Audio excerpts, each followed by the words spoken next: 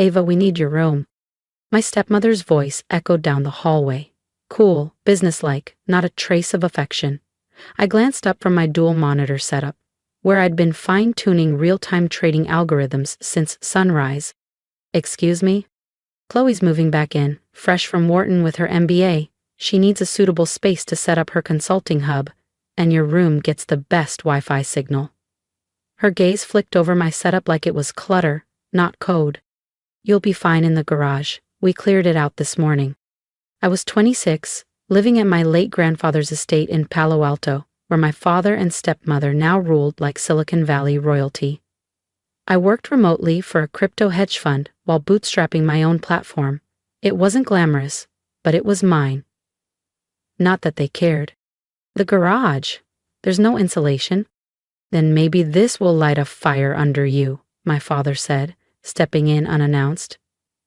It's time you stopped playing techie and started thinking seriously about your future. Like Chloe. Ah, Chloe, the prodigy, the polished Ivy League grad whose consulting firm had yet to secure a single client, but who still got featured in family Christmas cards like she'd won a Nobel. I already have a job, I murmured. My role as lead quant at a rising DeFi startup and the stealth project I was building meant nothing to them, especially compared to Chloe's glossy LinkedIn updates. You playing stock market on your laptop isn't a job, my stepmother scoffed. Chloe needs this space for real work. She's going places. I scanned the walls I'd papered with flowcharts and neural net drafts, visual blueprints of my AI-based investment engine. They saw chaos, I saw legacy. Fine, I said, turning back to my code. I'll go. Not because I was defeated, but because I was done. 3 years of silent belittling. 3 years of watching them toast Chloe while ignoring my grind. You've got until noon, my father said. Her desk is being delivered tomorrow. Noon. That almost made me laugh. Because at noon tomorrow, Ava Langston's fintech system Zephyr would officially go live. That night, as I boxed up my monitors, my phone pinged. Encrypted text from Arjun, my CTO. Launch protocol locked. Zephyr goes live at 12 o'clock PST. 1-800-GO-PST. Perfect. I smiled to myself, picturing the ripple effect that would start in less than 24 hours. For 3 relentless years, I had been refining an advanced predictive algorithm, one that could analyze global market trends and execute trades with near clairvoyant precision. What they thought was just me playing stock market on my laptop had evolved into Zephyr Technologies, a fintech powerhouse, cloaked in anonymity behind layers of legal shields and offshore entities. While my father boasted to colleagues about Chloe's next big client pitch, I quietly built a trading engine that would outpace Wall Street itself. That startup I supposedly worked for? A cover. The real company, Zephyr, occupied the top floors of a downtown San Francisco tower, unmarked and impenetrable. And tomorrow, Zephyr would officially launch its public-facing product, Zephyr Pulse, an autonomous trading platform that would redefine algorithmic investing, and just so happened to target legacy institutions for disruption. A new message from Arjun. Phase 1 confirmed. Zephyr's acquisition of Meridian Trust is finalized. Meridian Trust, my family's bank, the one they used to fund Chloe's tuition and their luxury upgrades, while telling me there just wasn't room in the budget to invest in my first startup? By morning, they'd wake up to find that their precious institution now answered to me. I sealed the last cardboard box as Chloe's voice echoed through the hallway. Mom, the decorator needs to know if we're going modern glam or coastal chic for Ava's old room.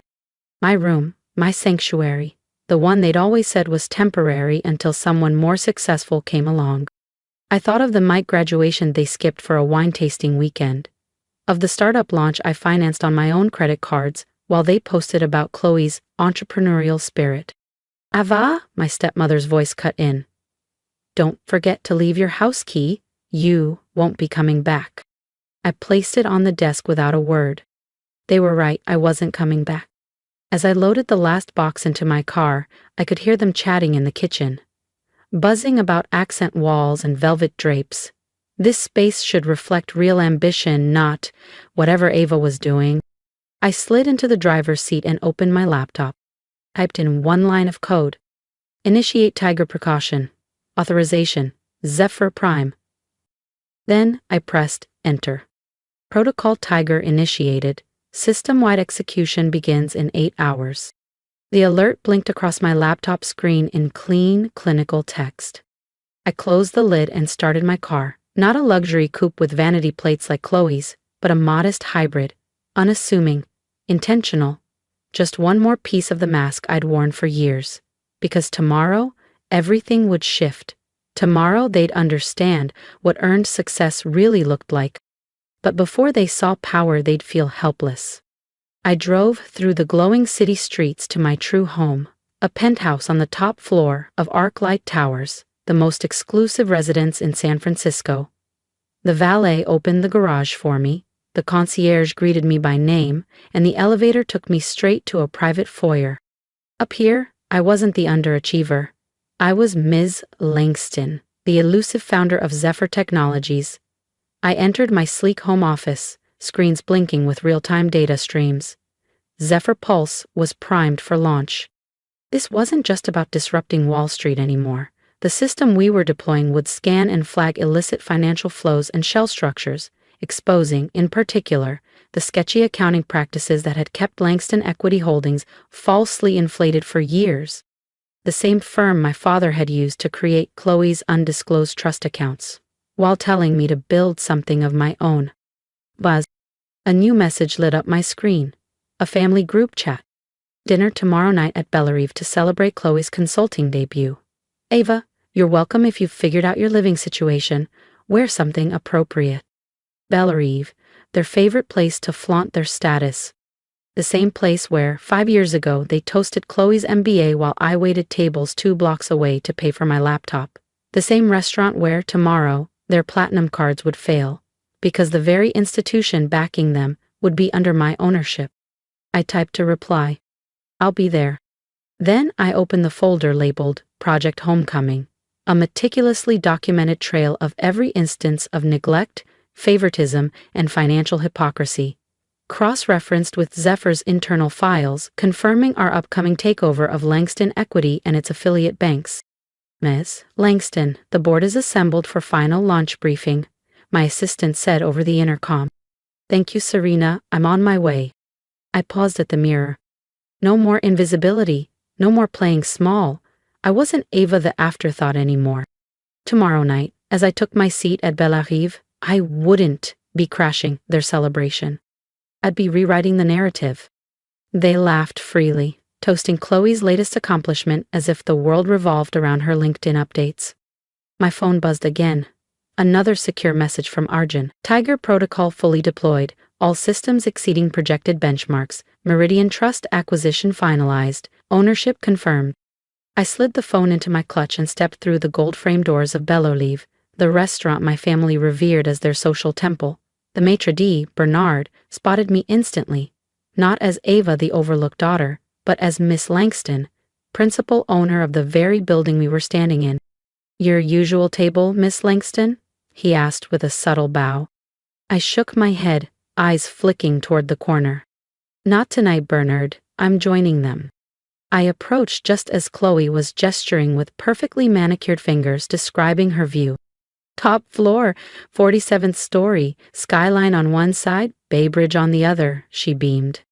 My stepmother's eyes widened slightly when she saw me. Ava? You actually came?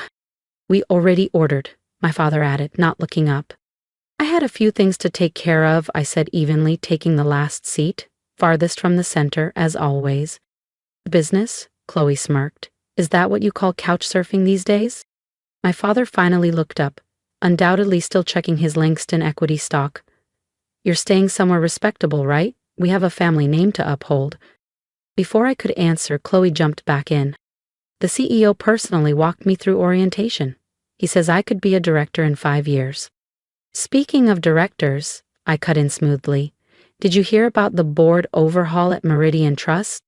My father paused. What overhaul? Just then, a server approached with fresh champagne. My stepmother reached for her purse. Let's get another bottle. It's a celebration after all, my treat. I watched silently as she extended her platinum card. I already knew what would happen. Minutes later, the waiter returned, voice tense. "Apologies, ma'am, but your card was declined." "That's absurd," she barked. "Try again." "3 times already, ma'am. Perhaps another?" My father, now visibly irritated, pulled out his own card. The waiter took it without a word, then returned with the same apologetic look. "I'm sorry, sir. This one as well." Chloe let out a soft sigh and reached for her Morgan Stanley corporate card. "Ugh, fine. Here, let me—" If you're still with me, you're about to see what real power looks like. So hit that subscribe button and join me for the moment they realize the person they dismissed now controls everything they thought they owned. "That won't work either," I said quietly, setting my water glass down. All heads turned toward me. "What do you mean?" my father asked sharply, already sensing the shift in tone. I met his gaze, steady. "About Meridian Trust. There's been a change in leadership. As of midnight, all account activity is under new management." My stepmother's face paled. "What are you saying?" "Protocol, Tiger." I leaned back in my chair, watching as the puzzle slowly clicked into place behind my father's eyes. He'd spent decades in finance. He'd heard whispers about a new player disrupting the system. "That's impossible," he muttered. "Zephyr's system, the one everyone's been talking about," I confirmed. "The one that just finalized its acquisition of Meridian Trust." Chloe blinked, confused. "What does that have to do with our cards not working?" "Standard protocol." I folded my hands calmly. "The system identified a series of suspicious activities across your personal and corporate accounts. Hidden trusts, unusual transfers, creative tax routing. Until they're cleared, everything gets frozen." My father's face darkened. "How do you know this?" I smiled. "Because I built it. I am Zephyr Technologies." Silence dropped like a bomb. Even Chloe's constant hum of self-congratulation went quiet. "That's absurd," she finally said. "You work at some garage startup." "A cover," I replied coolly. "Zephyr operates through dozens of shell firms. That little startup? One node in a global structure. We employ over 3,000 people in 15 countries. As of today, we control the infrastructure of your entire financial footprint." My stepmother's hands trembled around her napkin. "But you're just—" "Just what?" I cut in. "Just the girl you told to sleep in the garage? Just the disappointment who wasn't worth investing in? Just the one who wasn't Chloe?" I pulled a black, unmarked card from my clutch and handed it to the hovering waiter. A small Zephyr Prime insignia shimmered in the corner. "The champagne's on me, actually. Everything they've ordered here for the last 5 years has been on me. I bought this building 3 years ago." The waiter gave a small bow. "Of course, Miss Langston." "Langston?" my father repeated, stunned. "You're Ava Langston?" I nodded once. "The same Ava Langston who built the very system you just tried to use. You might have missed it, too busy following Chloe's press mentions to notice what I was building." Chloe's lips parted slightly, her face ghostly pale. "And yes, the Morgan Stanley merger? Their trading platform partner is Zephyr. You'll be using my tech. If you're still there after the review, if you're still watching, you've seen the false start, but it's just beginning. Tap subscribe and stick around, because next they learn what it means when the girl they dismissed becomes the architect of their downfall." "Protocol Tiger has already flagged some unusual activity in your department's trading history, Chloe," I said evenly. "So if I were you, I wouldn't bank on keeping that director track." My stepmother leaned across the table, voice trembling. "Ava, sweetheart, can't we talk about this? We're still family." "Family?" I stood slowly, letting my eyes meet each of theirs. My father's flushed with anger, my stepmother's pale with fear, Chloe's stunned and silent. Family doesn't evict you for not being the favorite. Family doesn't ignore your achievements just because they weren't handed down by connections. Family doesn't skip your graduation for a brunch at the yacht club. I picked up my purse. Deep green alligator leather, subtle but unmistakably elite, worth more than the sedan my father bragged about in his office garage. "Your accounts will remain frozen until our audit is complete," I continued. "And based on what Protocol Tiger is already uncovering, I'd prepare for a call from the SEC, probably before the weekend." You can't do this, my father growled. I already did, I smiled, then paused mid-turn. Oh, and Chloe? I tilted my head. If you're looking for a place to crash, I hear the garage gets excellent sunlight this time of year. I walked out without looking back. Behind me, my stepmother's muffled sobs, my father's angry muttering, Chloe's stunned silence. In my hand, my phone, buzzing with an encrypted update from Arjun. Protocol Tiger response, historic. Zephyr stock has tripled since open. I laughed under my breath. That cramped garage they'd condemned me to? It was where I wrote the first line of code for Zephyr Technologies, the beginning of the system that now owned their legacy. Over the next few weeks, everything unraveled. The SEC investigation exposed years of shady ledgers at Langston Equity Holdings. Chloe's position was dissolved during a full restructuring at Morgan Stanley. My stepmother's social invitations dried up faster than their frozen accounts. And me? I kept building not for their recognition, but because I finally understood. True success isn't about boardroom bragging rights or inherited prestige. It's about creating something with impact. These days, when people ask me how it all started, I tell them the truth. Sometimes getting kicked out is the best thing that can happen to you. And sometimes the best revenge is served with a declined platinum card at their favorite table in Bellary. Balfalay Fun. If you've stayed with me this far, thank you. For listening, for seeing what they refused to see in me for years. I wasn't the perfect daughter. I wasn't the golden child. But I was the one who built something from nothing. And maybe that's why I'm speaking to you now. Because I know I'm not alone. So, tell me, have you ever been overlooked, doubted, treated like a burden in your own home while someone else was handed the spotlight? Drop a comment below and share your story. I want to hear from you, because this isn't just about me. It's about all of us who were told we weren't enough and then proved we were more than they ever imagined. And if you've ever been pushed out, cast aside, or underestimated, don't break, build. Build something so powerful that one day those who dismissed you will have no choice but to see you.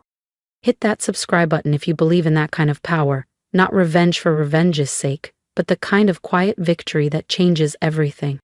Because sometimes the best thing they can do is doubt you.